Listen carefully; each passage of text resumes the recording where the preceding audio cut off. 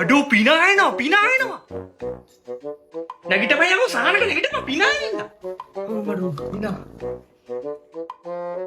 මේ 10 B පන්තියනේ මොකක්ද ඉතින් ඔය ළමයින්ට දැන් තියෙන විෂය සර් ආවේ නෑ දැන් සර් ජයසේකර සර්ගේ ඉතිහාසයේ පීරියඩ් එක තියෙන්නේ අද ජයසේකර සර් නම් නිවාඩු කමක් නෑ මං අද ඔය ළමයින්ගෙන් ප්‍රශ්න ටිකක් අහන්න ඉතිහාස හරි කොහෙන්ද පටන් ගන්න හරි විජය රජතුමා ලංකාවට ආපු ගමන් හම්බ වුණේ කාවද කියලා කවුද දන්නේ මුලින්ම හම්බ වුණේ කවුද ලංකාවේ කුවේණි නේද සර් හරියට හරි කුවේණි තමයි හම්බ වුණේ ඉතින් මේ හමුව මොන වගේ හමුවීමක්ද මං අහන්නේ එක සුහදශීලීව පිළිගත්තද මෙයාව නැත්නම් මොන වගේ හමුවීමක්ද මම අහලා තියෙන්නේ සර් සුහදශීලීව පිළිගත්ත කියලා හරියට හරි සුහදශීලීව තමයි පිළිගත්තේ ඉතින් තව මේ ගමන ගැන අපි දැනගන්න එකෙන් නිදි නැගිටපන් යකෝ සානක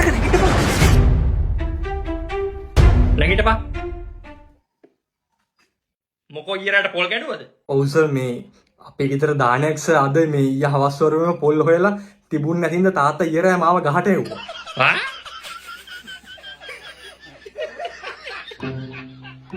ඒකට කමක් නැහැ පන්තියට ආවනම් අහන් ඉන්න ඕන නිදා ගන්නතු කියනවා බලන්න විජය ආපු වෙලාවේ කවුද විජයව පිළිගත්තේ? විජයව පිළිගත්තේ චන්ද්‍රිකාවෙන් නැතිනේ. එයා නම් හරි විහිළුයි. චන්ද්‍රිකා කොහෙද යකෝ විජය රජතුමාගේ කාලේ? විජය රජතුමා මේ කුවේණි. කියලා බලන්න ඊළඟට කොහොමද කුවේණි විජයව පිළිගත්තේ? කුවේණි විජයව පිළිගත්තේ කොහොමද කියන්නේ? ඒ කාලේ එහෙම ඇඳුම් තිබුණේ නැහැනේ හෙළුවෙන් වෙන්නේ නැතිනේ. හෙළුයි? විජය රජතුමා කුවේණි පිළිගත්තේ හෙළුවෙන්. පළය මන්දේ එළියට. අද ඉස්කෝලේ යනකොට පස්සේ මගේ ඔෆිස් එකට ඇවිල්ලා මාව හම්බ වෙන්න ඕන. හරිද? පළය එළියට. Sorry sir. කුවේණි විජය පිළිගත්තේ හෙළුවෙන්.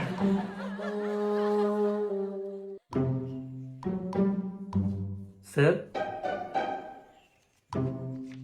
මට ඉස්කෝලේ යරුනහම එන්න කිව්වේ තමුසේ කරපු වැරද්ද තේරෙනවද කුවේණි හෙළුවෙන් නෙවෙලු පිළිගත්තේනේ මොන මොකුලක්ද ඔය තමුසේ කියන්නේ තමුසේ කරපු වැරද්ද මම උගන්නන වෙලාවේ නිදාගත්තේ නැතුව කුවේණික මකුලක් නෙවෙයි තමුසෙලාට දැන් සැප වැඩි අයිසේ මිනිහෙක් වෙන්න ජීවිතය හදාගනින් ඔක්කොටම කලින් ගෙදර අම්මට තාත්තට බරක් වෙන්න එපා හොඳට ඉගෙන ගනින් මේ මිනිස්සු දුක් මහන්සියෙන් උඹට ඔය හැමදේම ලබා දෙන්නේ මිනිස්සෙක් වියන් ඉස්සෙල්ලා උඹලට දැන් ඇත්තට සැප වැඩි ඒ කාලේ අපි ඉගෙන ගන්න කාලේ යකෝ මට මුකුත් තිබුණේ නැහැ අපේ තාත්තා කරේ හේංගොවිත යකෝ මට පෑනක් ගන්න සල්ලි තිබුණේ නැහැ උඹලට වගේ දැන් ඔය පාට හතකින් ලියන්න පෑන් තිබුණේ නැහැ මට මම ඉගෙන ගත්තේ කොහොමද දන්නවද මම ජීවිතේ පටන් ගත්තේ ඉස්කෝලේ පන්තිවල පැන්සල් කූරු එකතු කළා.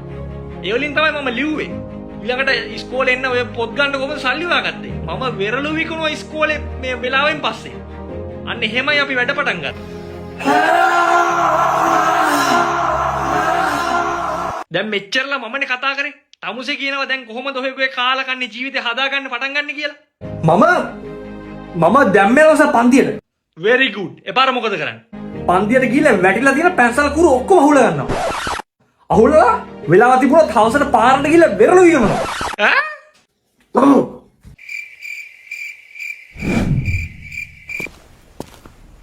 මල්ලි වෙරළු දිනව ගන්නවද?